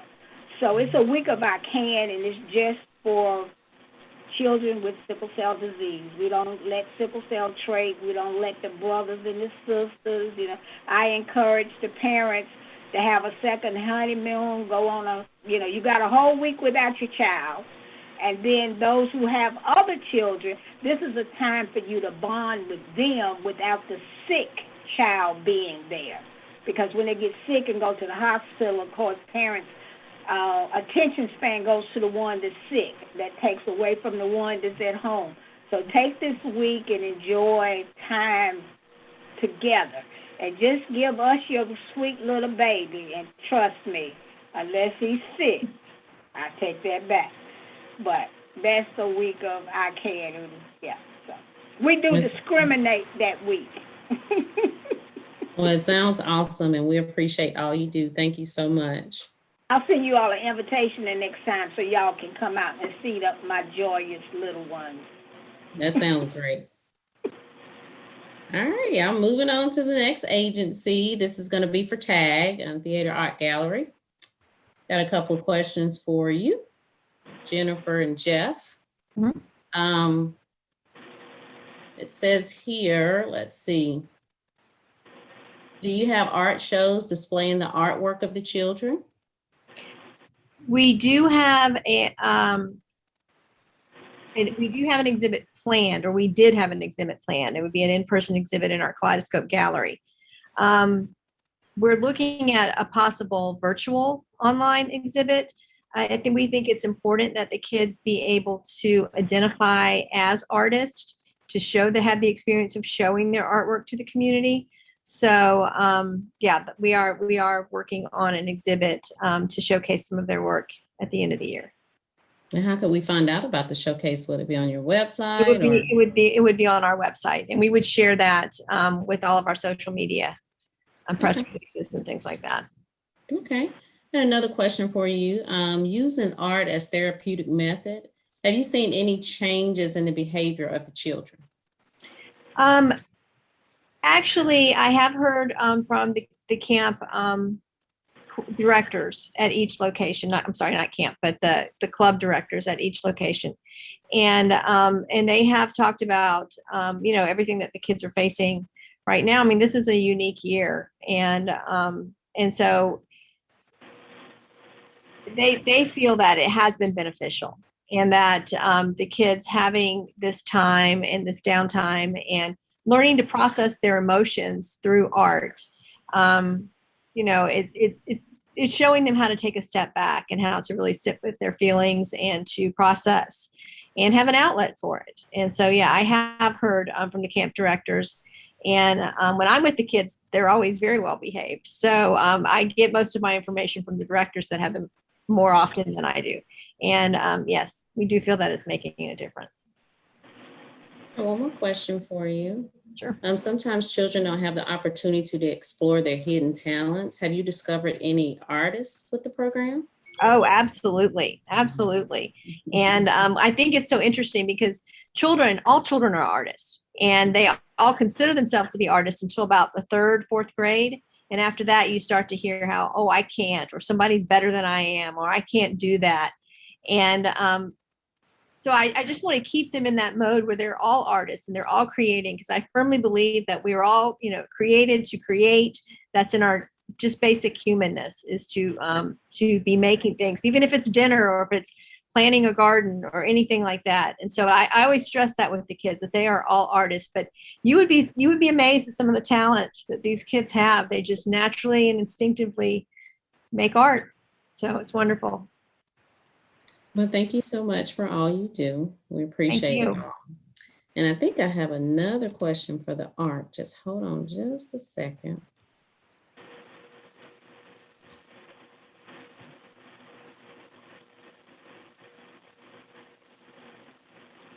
I got a question for everyone. Hold on just a second. I'm sorry. I got questions all over the place. This question is for everybody, for all the agencies. What do you see as the biggest challenge for youth in the upcoming year? And anybody can start. The art, okay. I think Amy said quite a bit. We recognize with the students that we support, I actually help families with IEP support, so kids with disabilities in the school system. And I think it's been very challenging for the students that we support with online learning. Oftentimes it's not necessarily the technology, it's their attention span. Being able to sit and attend for 6 hours a day is almost impossible. And so we are wondering, what's going to be the gaps coming up. Even though they have been back in the classroom in a modified way, I'm really concerned about how much progress that they have made this year. So, and that's not just professionally, but my own kids. I have 2 kids with autism, and I've definitely seen, they're both in college, but they're still online learning. And I think we're all about zoomed out now, and not just students, but us as well. And so, I think having art therapy is an amazing opportunity. We do a lot of that here. Mental health for everyone is extremely important. So anyway, I think that the biggest challenge is going to be mental health of everyone, and how much is the gap been this year, So. I'd just like to say I agree with Stephanie, but our kids have a 40% learning loss on a normal year. Yeah. There's what they call summer slides. So if they're not engaged in educational activity over the summertime, they already lose about 40% of what they gained the previous school year. we try to address that with the STEM summer day camp. This year, our concern is, kids tend to respond and ask questions in the moment. So if they're not able to raise their hand and get the question answered right when they have the question, they forget they had the question until they don't know how to do it. But then they don't know why they don't know how to do it. So there's going to be like this whole group of kids that are kind of falling through the cracks. We're trying to curb that. We have actually hired a seasonal program coordinator for the summer camp that is a longtime Guilford County Schools teacher. And so what she's providing us with is the curriculum expectations for each grade level. So we are modifying our educational opportunities in the summertime to accommodate each grade level where they're supposed to be. So we know what they're supposed to know at the end of third grade going into fourth grade, and we're going to address that over the summer to try to catch some of those questions they couldn't answer in the school year, but we're not doing it in front of a computer. None of our activities will be done in front of a screen. They will all be done hands-on in some much more fun fashion. One of our biggest challenges, in addition to what has already been said, is helping our families work through the fears of the fact that their child has an underlying condition. And we've been safe thus far. We've had some clients that have COVID, but nothing really bad. But with the new strains coming in, it's still unknown, and moms being concerned about their child having to go back to school. But we, too, have to deal with the learning loss. So finding and identifying ways to help parents and students work through the fear of, just because I have this condition, am I at a greater risk? What happens the next time? So still working through all of that. I think we will be successful. The other programs, for the most part, we okay. We will work through them, those with school-age children, getting the extra tutoring, utilizing volunteers that we have that are willing to help do one-on-one tutoring this summer. So, but that's our biggest fear right now.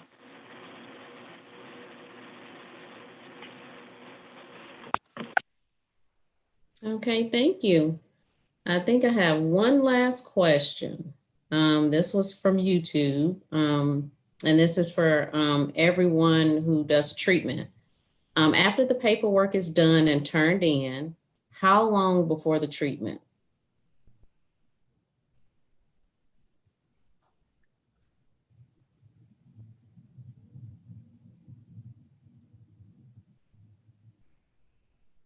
I think the reason I'm hesitating is just simply because that it depends on the circumstance, but we do have some standards in place to get people in for an initial appointment. And after that, we work with them pretty quickly. And what we're able to do, we do look at their resources in terms of, what can we reasonably depend on for them to be able to access. What can we reasonably expect, from their support system and those kinds of things. And, we do evaluate, where they are on the socioeconomic spectrum, not because that's an issue for us, but the bottom line is, if they have fewer resources, we're still going to treat them appropriately. We just have to be realistic about, what our role with them may change, just simply because they don't have access to a lot of things that might be available. So it's not a piece of life that we just accept, but it's a piece of their life that we acknowledge. Bottom line is, we get them in as quickly as we possibly can, and we see them as frequently as we determine that they need. So for us with the Access Dental, we currently have about a 10-month wait list. If someone has an emergency, we're able to get them in fairly quickly. So just this past Monday, we had our dental clinic and we had 4 emergencies in. So they're very willing to let us do that. Access Dental has also opened a clinic in Ashboro. So for those emergencies, we're able to get them seen there. In the as far as our day program goes, a lot of it is dependent upon Sandhills or Cardinal, and when we get the funding and get plans approved. So we help families navigate Sandhills and Cardinal's wait list and get funding, whether it be the wait list has a funding, and I know you don't want to know all this, but B3 funding is a funnel of money that we can tap into. So we try and help families navigate those very difficult wait list and just make sure they know where they can get funding. There's not a lot of folks helping families and individuals do that. All right, thank you so much. I've checked all my sources and I don't see any more questions at this time, Rob, so I'll turn it back over to you. Thanks so much.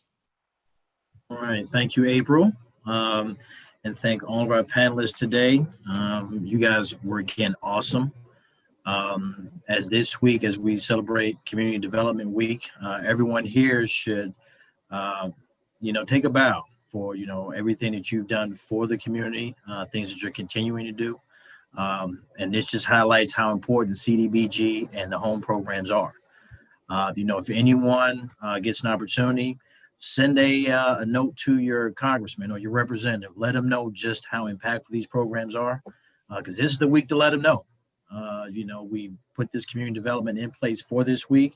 And as Congress is going through their appropriations and things of that nature, just let them know that these are the programs that help our communities, that help our citizens, and, it just makes us a stronger city together.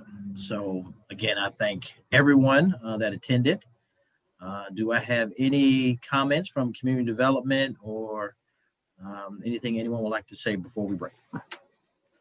No, Rob, I would just like to echo what you've said. Thank you guys so much for the work that you do. Thank you for participating in this event this week.